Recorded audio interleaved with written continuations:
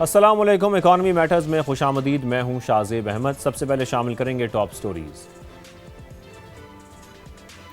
पाकिस्तान का ईरान से 10 शोबों में तिजारती ताल्लुकात बढ़ाने का फैसला। बैंकिंग, फाइनेंस सर्विसेज और मार्केट में शराकत दारी को फ़रोग दिया जाएगा। तेल और गैस, पेट्रोकेमिकल, टेक्सटाइल में इश्तराक पर भी बात होगी। वज़ीर तिजारत जाम कमाल की समा से गुफ्तगू। चीन का पाकिस्तान की फार्मा इंडस्ट्री में $1 अरब सरमायाकारी का इम्कान। 130 कंपनियां 17 से 19 जुलाई को कराची कॉन्फ्रेंस में शिरकत करेंगी। अद्वियात के खाम माल, वैक्सीन, सर्जिकल आलात की मकामी तैयारी में इन्वेस्टमेंट की जाएगी। और खाम तेल की कीमतें 4 माह की कम तरीन सतह पर आ गई। इंटरनेशनल मार्केट में मजीद 1% कमी हुई। अमरीकी WTI 67, बरतानवी ब्रेंट क्रूड की $71 में ट्रेडिंग।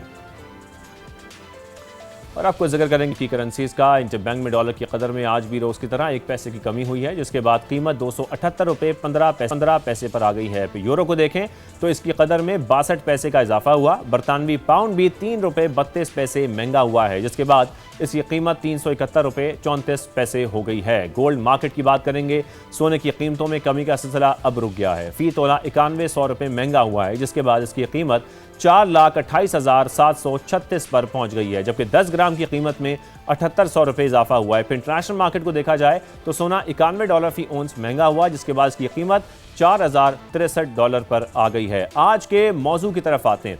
आज के प्रोग्राम में हम जिक्र करेंगे वर्ल्ड बैंक की रिपोर्ट का, जिसमें NFC अवार्ड में इस्लाहात की सिफारिश की गई है। ओवरऑल का लफ्ज इस्तेमाल किया गया है। सूबों को कौमी मंसूबों का माली बोझ विफाक के साथ मिलकर उठाने का कहा गया है। कर्जों की अदायगी, सिक्योरिटी, इंफ्रास्ट्रक्चर, समाजी तहफ़्फ़ुज़ यानी कि सोशल सिक्योरिटी और माहौलियाती मंसूबों में पेशरफ्त के लिए बाहमी ताउन पर जोर दिया गया है। वर्ल्ड बैंक के मुताबिक NFC अवार्ड और इजाफी मराद को कारकर्दगी, शफाफियत, फिर माली नज़्म व ज़ब्त और बेहतर खिदमात से जोड़ा जाए। बेहतर कारकर्दगी दिखाने वाले सूबों को इजाफी मराद देने की सिफारिश की गई है। वर्ल्ड बैंक रिपोर्ट के मुताबिक 18वीं तरमीम, आईनी तरमीम और NFC अवार्ड से सूबों की जिम्मेदारियों और रेवेन्यू में इजाफा हुआ, लेकिन कौमी मालियाती निज़ाम में कमजोरियां बरकरार रहीं। विफाकी अखराजात में कमी नहीं आई। ज़राई आमदन पर टैक्स के मौसर नफाज और प्रॉपर्टी टैक्स के यकसा निज़ाम पर जोर दिया गया। फिर टैक्स निज़ाम यकसा बनाने, विफाक और सूबों में GST निज़ाम हम आहंग करने की तजवीज़ भी दी गई है। 9.9% टैक्स टू GDP की शरह को नाकाफ़ी करार दिया गया है। रिपोर्ट के मुताबिक पाकिस्तान की टैक्स हासिल करने की सलाहियत खित्ते में सबसे कम है। हम भारत, इथोपिया, इंडोनेशिया, मिस्र और मैक्सिको से भी पीछे हैं। वर्ल्ड बैंक की रिपोर्ट सामने आने के बाद ऐसा लग रहा है कि साथ में NFC अवार्ड में तय फार्मूले पर नजर सानी के मुतालबे में शिद्दत आएगी। बेनज़ीर इनकम सपोर्ट प्रोग्राम का बोझ सूबों पर मुंतकिल करने की बहस भी दोबारा शुरू हो जाएगी। अगरचे बजट के दौरान वफाकी हुकूमत और सूबों में मालियाती फार्मूले तय पाया था, लेकिन ये इंतज़ाम 3 साल के लिए है, जिसके बाद फिर आगे क्या होगा? क्या दोबारा यही फार्मूला अपनाया जाएगा या इस दौरान नया NFC अवार्ड तय पाया जाएगा? ये तो हमें आगे देखना होगा। इसे बात करने के लिए आज हमारे साथ मौजूद होंगे ब्यूरो चीफ इस्लामाबाद शकील अहमद भी हमें ज्वाइन कर रहे हैं। माहिर मुआशियात डॉक्टर खाकान नजीब साहब भी हमारे साथ और माहिर इक्तिसादियात डॉक्टर फ़ारूक सलीम साहब भी हमारे साथ मौजूद होंगे। इस हवाले से बात करेंगे। सबसे पहले खाकान नजीब साहब, मैं आपकी जानिब आऊँगा। खाकान साहब, बात हम कर रहे हैं वर्ल्ड बैंक की इस रिपोर्ट की, जिसमें फिस्कल फेडरलिज्म इन पाकिस्तान का नाम दिया गया इसका, और साथ में फिर वर्ल्ड बैंक ने पाकिस्तान के मालियाती निज़ाम में जो स्ट्रक्चरल इम्बैलेंस है इसकी बात की है। अगर हम इस तरफ लेके जाएं गुफ्तगू, सबसे पहले कि ये विफाक और सूबों में जो फाइनेंशियल रिलेशनशिप है ये किस तरीके से बेहतर हो सकता है? बिस्मिल्लाहिर्रहमानिर्रहीम। पहले तो सबसे इम्पोर्टेंट बात समझने की ये है, और मैंने ये हमेशा कहा है कि पाकिस्तान को ये सब reports research, fact based, policy based खुद लिखनी चाहिए। मैं इस बात का कायल हूँ। मैं हर मुल्क जिसको एडवाइस करता हूँ मैं यही गुजारिश करता हूँ। जब मैं फेडरल गवर्नमेंट में काम कर रहा था तो हमने बहुत सी रिपोर्ट्स इनिशिएट की। मसलन आप SOEs की जो रिपोर्ट की बात करते हैं वो पाकिस्तान लिखता है खुद।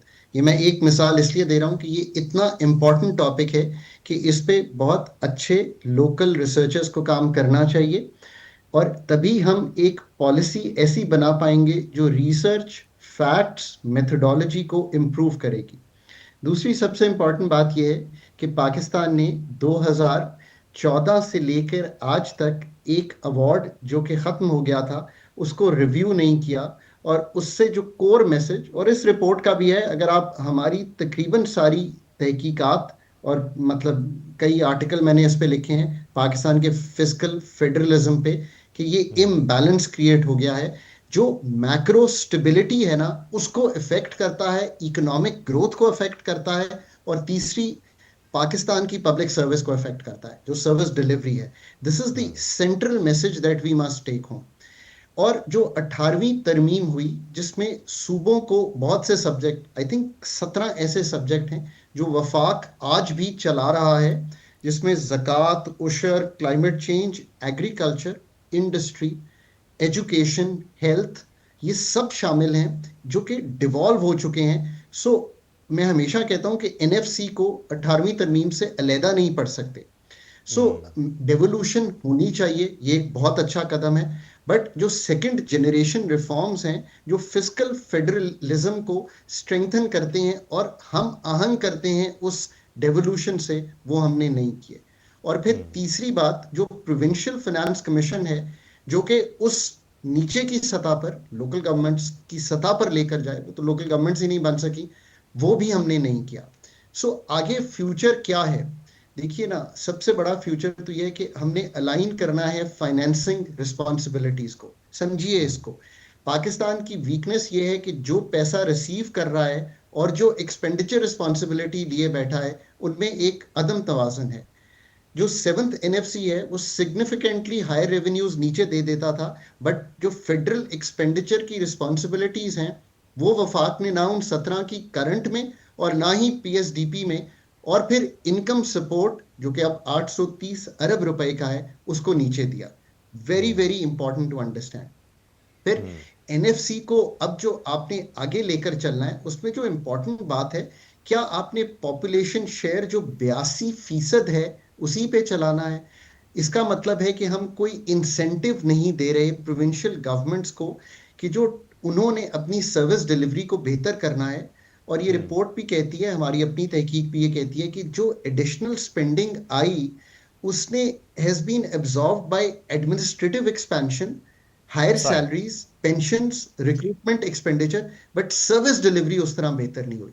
ये हैं मेन मुहर्रकात जो हमें इस बिल्कुल सही। रिपोर्ट में हो हाँ, या हम ना जरा हो अब सबसे पिछले पहले इस 5 रिपोर्ट में साल ही से। एनएफसी को ही अगर डीपली समझना शुरू करें, और मैं आपसे यहाँ पर एक एडिशनल सवाल ये भी कर दूं कि 2002 से अगर 2009 तक देखा जाए तो उसके दौरान सूबों को पाकिस्तान की जीडीपी का तकरीबन 3.2% हिस्सा मुंतकिल किया जाता था। फिर 2010 से लेकर 2024 का जो फाइनेंशियल ईयर्स हैं उसके दौरान हिस्सा देखा जाए तो वो बढ़कर जीडीपी का तकरीबन 5.1% हो गया। ये खाकान साहब यानी सूबों को जो मिलने वाली रकम है उसमें जीडीपी के तकरीबन 2% पॉइंट्स का इजाफा है, और ये एक ह्यूज इजाफा है। मगर सूबों ने इतने बड़े इजाफे से किया क्या? सबसे अहम सवाल हमारा यही है। सो इस अहम सवाल का जवाब ये है कि सूबों ने, ये हमने मुंतकिल तो किया, पर जो जिस तरह की सर्विस डिलीवरी आप उनसे मांग रहे थे, यानी कि education outcomes, health outcomes, revenue mobilisation, budgetary transparency, climate adaptation, disaster preparedness और स्ट्रेंथनिंग ऑफ लोकल गवर्नमेंट्स, यही था ना। इसके साथ आपने कोई इंसेंटिव स्ट्रक्चर जो है वो लिंक नहीं किया। और जो 2014 में आगे चलना था, चले हम थोड़ी देर के लिए उस अवार्ड को कहते हैं कि चलें 82% और बाकी पावर्टी और करके हमने कर दिया। ये जो मेजरेबल आउटकम्स हमने करने थे, जो मैंने अभी चीजें बताई हैं, उससे लिंक नहीं किया, तो आपको आज भी 2.5 करोड़ बच्चा स्कूल से बाहर, 44% स्टंटिंग, माल न्यूट्रिशन, ये सब कुछ दिखाई देता है। इससे बढ़ के एक चीज है, ये जो quality of service, quality of education, यानी कि हमारा वो बच्चा जो, मेरे ख्याल है शायद आ खान वालों ने एक सर्वे किया था, वो 2 सत्रें अंग्रेजी की या मैथ्स का नहीं कर पाता, कोई बहुत ही 60-70% बच्चा जो उसको करना चाहिए था।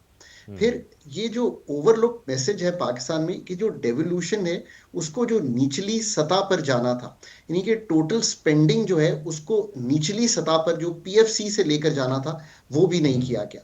अगर आप इस पूरे तनाजुर में इस रिपोर्ट को देखेंगे तो जो आउटकम्स हैं वो भी इंप्रूव नहीं हुए, पर वफाक ने बिल्कुल। एक बहुत बड़ी हिट ले ली। यानी कि जो वफाक के पास, इसी रिपोर्ट में अगर आप दूसरा हिस्सा देखेंगे तो वो आपको ये भी बताएगा कि जो वफाक के पास पैसे बचे थे वो as a percentage of GDP जो है वो कम होते चले गए।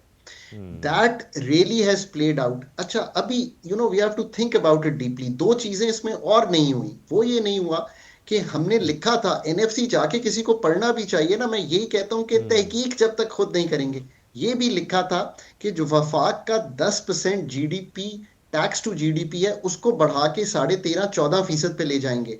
आज जो साल खत्म करके 1 जुलाई को नया साल शुरू किया है, पिछले साल FPR tax to GDP is 10.2%।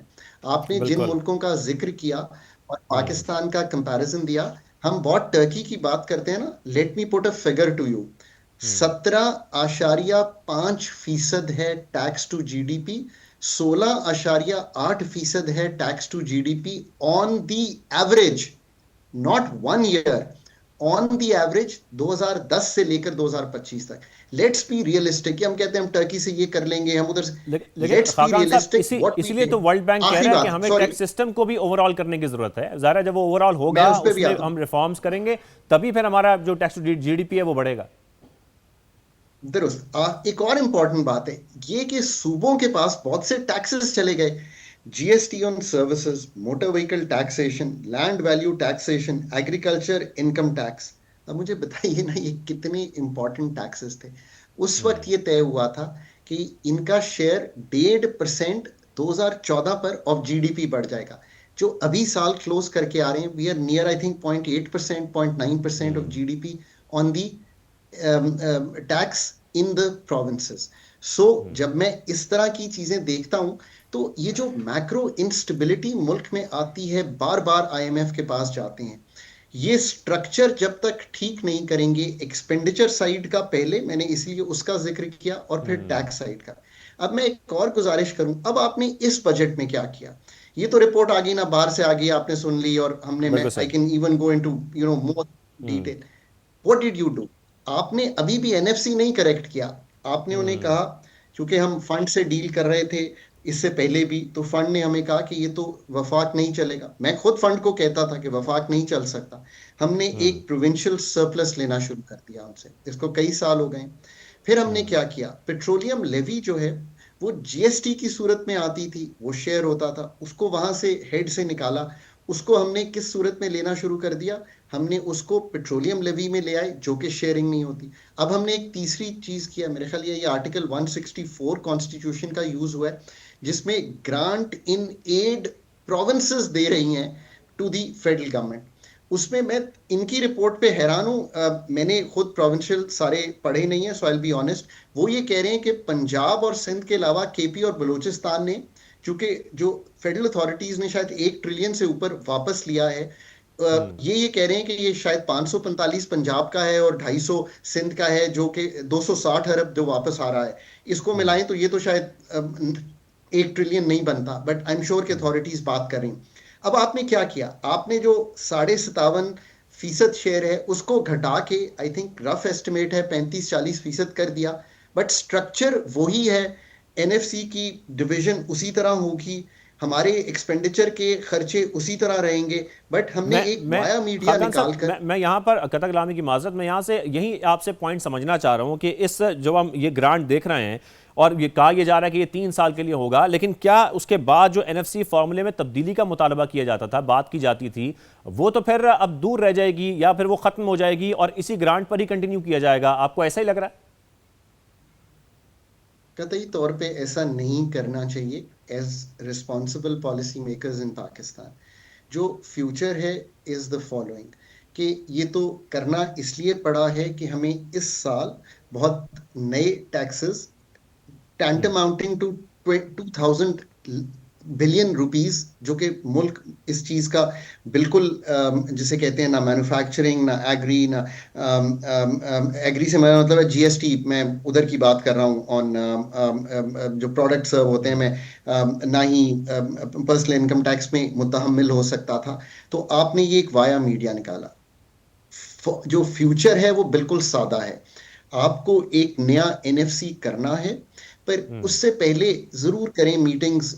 मैं ये कहता हूं, get the best minds, the best economists, जो फिजिकल इकोनॉमिस्ट इस चीज को समझते हो, वो डिवाइस करें कि नेशनल पब्लिक गुड्स, ये this is an important economic concept, जिसमें डेट सर्विसिंग है, जिसमें नेशनल सिक्योरिटी है, जिसमें स्ट्रेटेजिक ट्रांसपोर्ट इंफ्रास्ट्रक्चर मुल्क का है, जिसमें इंटर प्रोविंशियल वाटर इंफ्रास्ट्रक्चर है, क्लाइमेट एंड एनवायरमेंटल प्रोटेक्शन है, नेशनल सोशल प्रोटेक्शन, जिसको इनकम सपोर्ट कहें, ज़कात, हम्म। उशर, और जो इस सब को जब आप कोऑर्डिनेट करें तो वो क्या फ्रेमवर्क आना चाहिए कि सूबे इंसेंटिवाइज भी हों, हम इन सब बिल्कुल। को देखें कि क्या खर्चे कहाँ पे होने हैं, वफाक अपने एक्सपेंडिचर्स की कटौती करने जाए, वफाक नीचे डिवॉल्व करे ये सब्जेक्ट्स, खाकान सूबों साहब, को यहाँ पर इंसेंटिवाइज अगर हम करके। इन इन इन्हीं दो पॉइंट्स पर अगर बात करें, तो एक तरफ तो हम ये कह रहे हैं कि ये जो रिवर्स ग्रांट्स हैं ये एक परमानेंट सॉल्यूशन नहीं है, और सेकेंडली जो बात आप भी कर रहे हैं, वर्ल्ड बैंक ने जो एनएफसी अवार्ड और इजाफी मराद की कारकर्दगी और शफाफियत से इसको जोड़ा है, इससे फिर हम ये समझें कि यही कहा जा रहा है कि जिस बुनियाद पर, यानी कि पॉपुलेशन की बुनियाद पर अगर हम इसकी तशरीह करें, जिस तरह ये दिया जाता है एनएफसी अवार्ड, उसकी जो बुनियादी ये शिक है इसके ऊपर तब्दील होना चाहिए।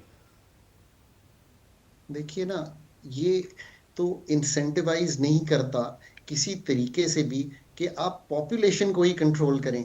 मैं ये नहीं कह रहा कि ये कोई पॉपुलेशन सूबे इसलिए बढ़ा रहे हैं कि ये, बट लेट्स थिंक थ्रू ना, population itself is a very very big issue of Pakistan. So 82% population पे रखना बिल्कुल ये सही बात है कि इस चीज को दोबारा सोचना पड़ेगा कि वो हम अब ये कारकर्दगी पे और डिवीजन जो शफाफियत है, पे होना चाहिए।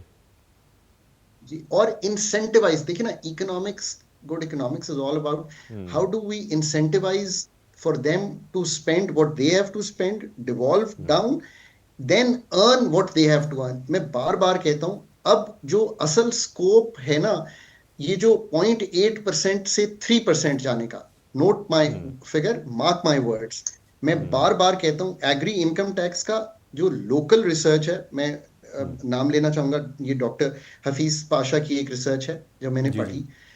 800 अरब का पोटेंशियल, आज की कलेक्शन 20-30 बिलियन होगी, not more than that. GST on services की हार्मोनाइजेशन विद गुड्स, ये एक बहुत बड़ा पॉइंट आ गया है। अब इसको कैसे ठीक करना है, क्योंकि आपने मुझसे एक और सवाल किया जिसका मैंने इनिशियली जवाब नहीं दिया, कि आखिर टैक्स प्रायोरिटीज क्या होंगी। उसमें जिसको हमने अभी जिसका जिक्र किया, यानी कि जीएसटी हार्मोनाइजेशन।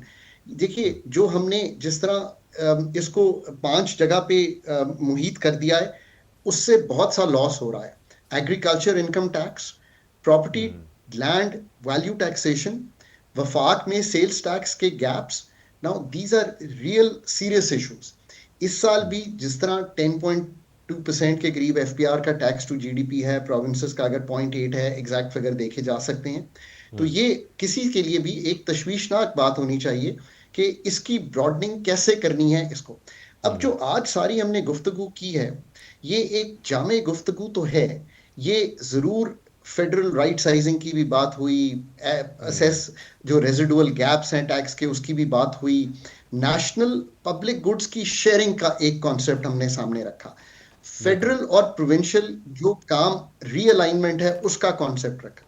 यार, let me say this, these are very important, these are important for Pakistan's continued macro stability and the external debt, because fiscal बढ़ता है, डेट बढ़ता है, करंट अकाउंट बढ़ता है, इसको समझ लें बिल्कुल।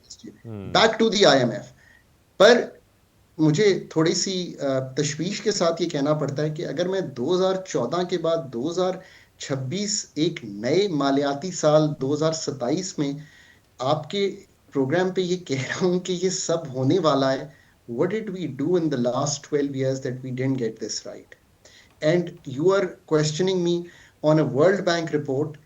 You, I'm sure समा के पास भी होंगे, मैं पिछले 5 साल से लगातार इस पे इंटरव्यू कर रहा हूँ, लिख रहा हूँ। मैं जरूर आपको एक अपना आर्टिकल, मेरे ख्याल है न्यूज में होगा या डॉन में होगा, लिख के भेज दूंगा कि ये इंपॉर्टेंस इसकी अगर इतनी ज्यादा है तो हमें इसको फिर किस तरह प्रायोरिटी करना पड़ेगा। Priority number 1, because this is your education, this is your long term HDI, which you are again at the lowest, which is your long term growth. I'm trying to link all this. इसकी again एक event होगा, external stake holder एक report run कर देगा, इसकी complete ownership, अगर मैं सारे काम साइड पे छोड़ दूं ना, जो वफाक को करने हैं, जो प्रोविंसेस को पुट टुगेदर करने हैं, this probably will take precedence over everything. Why? Because it will fix हमारा, जिसे कहते हैं ना ओएफडी, ओएफडी एक फेडरल डेफिसिट आता है, एक ओवरऑल फिस्कल डेफिसिट आता है। फेडरल फिजिकल फ्रेमवर्क ठीक कर देगा, एक्सपेंडिचर्स कम कर देगा, स्टेट का रोल कम कर देगा, प्राइवेट सेक्टर के पनपने की जगह कायम कर देगा। दिस इज अच्छा अच्छा, पाकिस्तान खाकान स्टोरी साहब, एंड जो this is now the time. जो जो फेडरल फिस्कल फ्रेमवर्क की आप बात कर रहे हैं, अगर हम थोड़ा सा हम जरा समझना भी चाह रहे हैं, हमारे नाज़रीन को ये बात भी समझ आए कि जिस किस्म की डेट सर्विसिंग में हमारे बजट का इतना बड़ा हिस्सा जाता है, ये सारा फ्रेमवर्क तैयार करना ज़ाहिर है हुकूमत के, हम देख रहे हैं कि इस वक्त तकरीबन ये इसी पॉलिसी जो मेकर्स हैं उनका 5वां बजट था, लेकिन उसके दौरान भी हम देख रहे हैं कि ये फ्रेमवर्क तैयार नहीं किया जा पा रहा, और सेकेंडली इस किस्म की पॉलिसीज नहीं बनाई जा रही। तो किस तरीके से ये पॉसिबल है? ये हम डेट सर्विसिंग में जितना पैसा हमारा चला जाता है, तो ये प्रैक्टिकली अगर इस चीज़ को देखें तो किस तरीके से बेहतरी लाई जा सकती है कि हमारा टैक्स टू जीडीपी रेशो भी बेहतर हो सके, ओवरऑल हमारी ग्रोथ भी आ सके, और इस हम जो हम कहते हैं कि मैक्रो इकोनॉमिक स्टेबिलिटी में हम आ गए हैं, इससे हम जरा आगे भी बढ़ सकें। अब तो 4-5 साल गुजर गए। देखिए, एक तो समझने की ये जरूरत है, मैं कहता रहा हूँ कि because I've helped Pakistan and others with IMF engagements. जब भी 24 बार ये मुल्क IMF की एंगेजमेंट में गया है, बैलेंस ऑफ पेमेंट्स का क्राइसिस, बैरूनी क्राइसिस होता है, बट उसका जो अंडरलाइंग फीचर है वो फेडरल फिजिकल डेफिसिट होता है। तो एक तो इसकी इंपॉर्टेंस है। और डेट क्या है? मतलब आम फहम जबान में जो हुकूमत खर्च करती है और जो कमाती है उसमें एक शॉर्टफॉल होता है, उतना लोकल और एक्सटर्नल डेट लेना पड़ता है, और कुछ बैरूनी डेट लेना पड़ता है to fund our current account. ये मतलब यही डेट है ना। और मतलब डेट में मतलब कोई, बिल्कुल। मतलब अगर मैं आसानी से नहीं समझा सकता तो इसका मतलब है मुझे खुद समझ नहीं है, पर मैंने कोशिश की आपको बहुत आसान लफ्जों में समझाने की।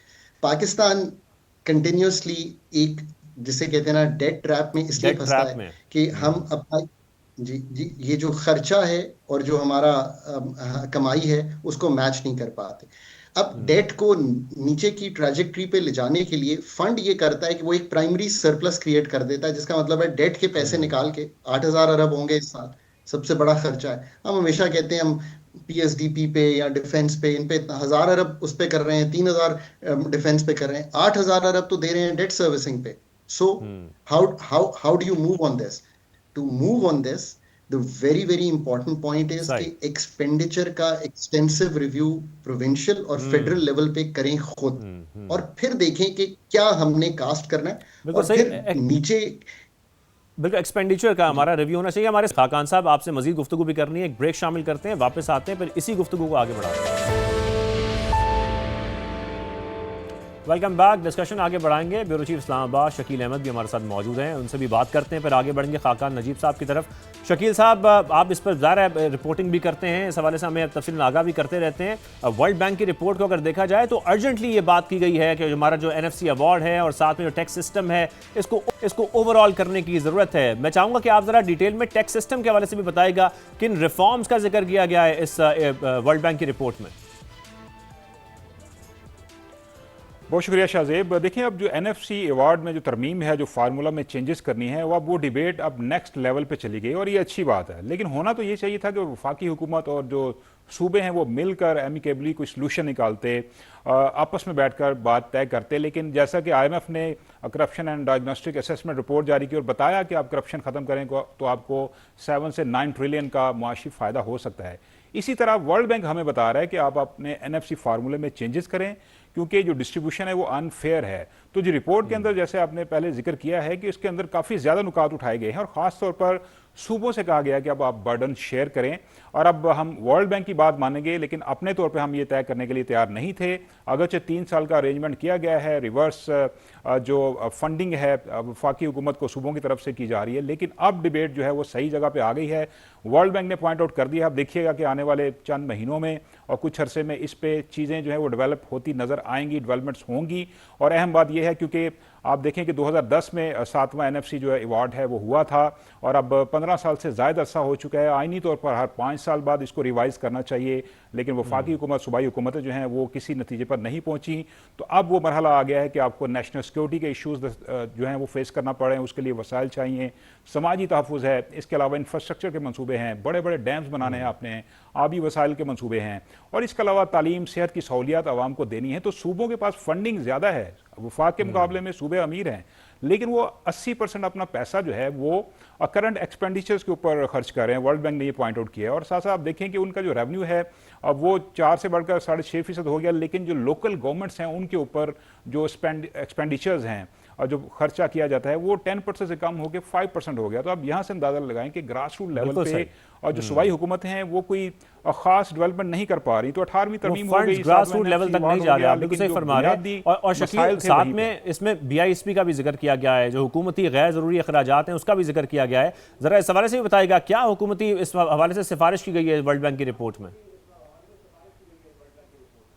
देखिए, वर्ल्ड बैंक ने तो ये कहा है कि सोशल प्रोटेक्शन के लिए अब सूबों को जो है अपना शेयर देना चाहिए। देखें, सबसे ज़्यादा जो बेनिफिशरीज है ना BISP के, समाजी तहफ़्फ़ुज़ का जो बड़ा सबसे प्रोग्राम है, 830 अरब रुपये हम खर्च करेंगे इस साल, उसके बेनिफिशरी जो है वो सिंध पंजाब में सबसे ज़्यादा हैं, फिर KPK में भी हैं, बलूचिस्तान में भी हैं, लेकिन सूबाई हुकूमतें उसमें अपना कंट्रीब्यूशन अभी तक नहीं कर रही, लेकिन अब उनको करना पड़ेगा। आपने टैक्स रेवेन्यू की बात की थी, तो आप देखें ना, टैक्स रेवेन्यू जब नहीं बढ़ेगा, जिसका वर्ल्ड बैंक ने भी अपॉइंट आउट किया है, तो आपके मसाइल बरकरार रहेंगे। आप देखें, इथोपिया, वियतनाम ऐसे मुल्क हैं जिनका टैक्स टू GDP हमसे ज़्यादा है। आप छोड़ दें तुर्की को और इंडिया को छोड़ दें, दूसरे ममालिक को छोड़ दें, लेकिन जो हमसे गरीब मुल्क हैं वहाँ पे भी टैक्स टू GDP रेशियो ज़्यादा है और हम जो है उस तरफ नहीं आगे बढ़ पा रहे।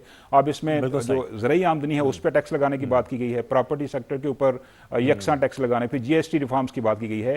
तो बहुत सारे इश्यूज हैं जो हमें हल करने हैं और वर्ल्ड बैंक ने अब ठीक पॉइंट आउट किया है और उस पर लगता यूं है कि अब एक डिबेट है। शकील साहब, आप हमारे साथ रहिए। खाकान साहब से एक दो हम कमेंट्स ले लें, फिर जरा हम बात तो कंक्लूड भी करवाना चाहते हैं खाकान साहब से। खाकान साहब, इसमें दो बात चाहता हूं। एक तो हम जब ये बात कर रहे हैं कि वर्ल्ड बैंक ने ये भी सिफारिश की है कि जो सोशल सिक्योरिटी के हवाले से बात की है और फिर माहौलियाती जो मंसूबे हैं, इस पर भी वफाक और सूबे में कोई बावी ताउन होना चाहिए, इसको बढ़ाना चाहिए। और अगर सोशल सिक्योरिटी को देखें तो इसमें सबसे बड़ा जो हिस्सा है वो बेनज़ीर इनकम सपोर्ट प्रोग्राम का है, जो नए बजट में भी तकरीबन 838 अरब रुपए का रखा गया है। तो फिर वफाकी हुकूमत भी यही चाहती है कि सूबे भी BISP का जो बोझ है वो खुद भी उठाएं ताकि कुछ फिस्कल स्पेस जो है वो वफाक के पास बन सके।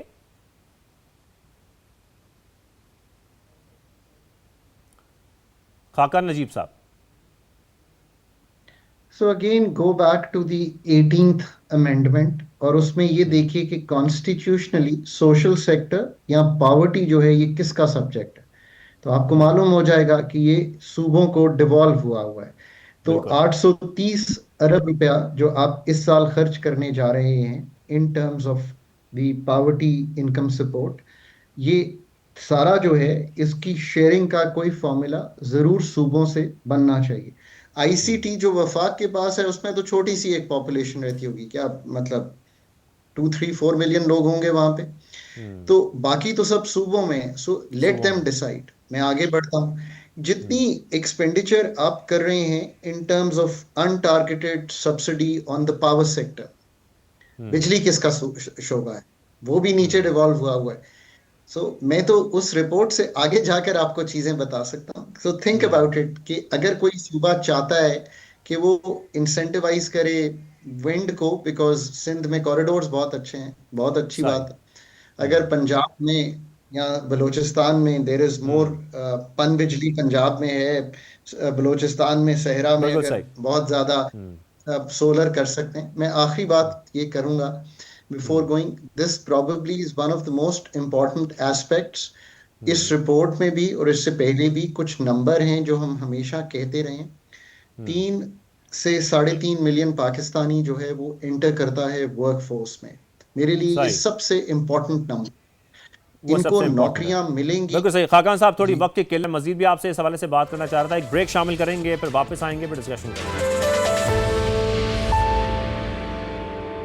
शकील साहब, मैं आपकी जानिब आऊँगा। डेट सर्विसिंग की जब हम बात करें तो हमारे टैक्स रेवेन्यू का आधा उधर चला जाता है, फिर हमारा जो बजट है 43% वो डेट सर्विसिंग पर चला जाता है। इससे जान कैसे छुड़ानी है, इस पर कोई सिफारिशात दी गई हैं वर्ल्ड बैंक की रिपोर्ट में? शाहजेब, ये बहुत अहम क्वेश्चन है क्योंकि ये इतना ज़्यादा पैसा पाकिस्तान का ज़ाया हो रहा है कर्ज़ों पर सूद की अदायगी की मद में। आप देखें, आप सालाना 8,000 का फिगर दे रहे थे, लेकिन अगले 5 साल में पाकिस्तान को 45,000 अरब खर्च करेगा कर्ज़ों पर सूद की मद में डेट सर्विसिंग के लिए। तो इतना ज़्यादा पैसा जो कि ज़ाया हो रहा है और यही पैसा जो है वर्ल्ड बैंक का भी कहना है कि जो कर्ज़े हैं उनमें कमी होनी चाहिए और जो सूबे हैं वो भी कंट्रीब्यूशन करें, तो पाकिस्तान के ऊपर जो बोझ है ये कम हो सकता है, क्योंकि यही पैसा अल्टीमेटली फिर वफाक और सूबों में खर्च होगा।